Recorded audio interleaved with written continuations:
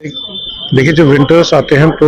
Temperature down हो जाता है हमारी एटमॉस्फेयर की ह्यूमिडिटी कम हो जाती है, जिसकी वजह से हमारा जो रेस्पिरेटरी ट्रैक का जो एक इम्यून सिस्टम होता है वो कमज़ोर हो जाता है। और जो ऑलरेडी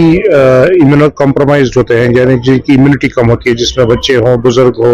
या बाकी चेस्ट की प्रॉब्लम्स में जो मुलवस पेशेंट होते हैं, या फॉर दैट मैटर बाकी सिस्टमिक डिजीज में जो पेशेंट्स होते हैं, कार्डियक, नेफ्रो, लिवर पेशेंट्स, इनमें ज़्यादा ससेप्टेबिलिटी रहती है कि इनको इस टाइम चेस्ट इन्फेक्शन ज़्यादा होते हैं। और जो ऑलरेडी एग्जिस्टिंग पेशेंट्स होते हैं जो लंग डिजीज में मुबतला होते हैं, उसमें सीओपीडी हो, एज़मा हो या ब्रोंकाइटिस हो, इनके भी सिम्टम्स एग्रीवेट हो जाते हैं। तो हमें कोशिश यही रहनी चाहिए कि जो ऑलरेडी एग्जिस्टिंग पेशेंट्स हो वो एक अपने कंसर्न जो ट्रीटिंग डॉक्टर्स होते हैं उनसे एक चेकअप करा ले, ताकि उन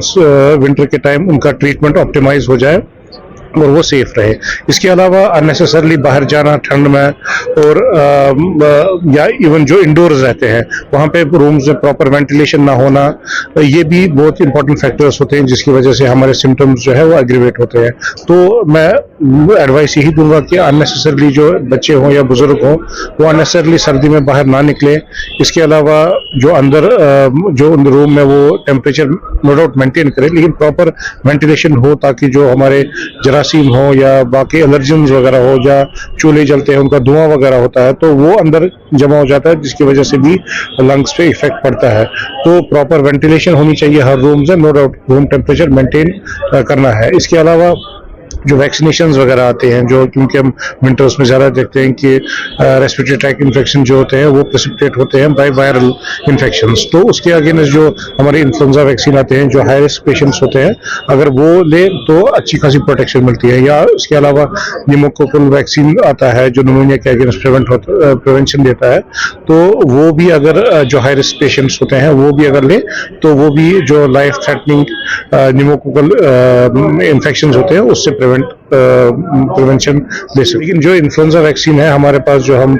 यूज करते हैं वो अब द एज ऑफ 6 मंथ्स हर कोई यूज कर सकता है, क्योंकि ये हमारे नेशनल इम्यूनाइजेशन प्रोग्राम में अवेलेबल नहीं है, तो ये पेशेंट को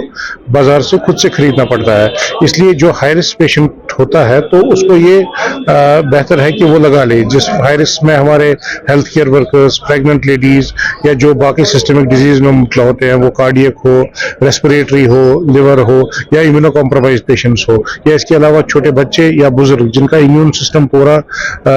बच्चों में डेवलप नहीं हुआ होता है, या अडल्ट जिनका इम्यून सिस्टम वीक होता है, तो अगर वो ये वैक्सीन लेंगे तो डेफिनेटली उनमें काफी फायदा होगा।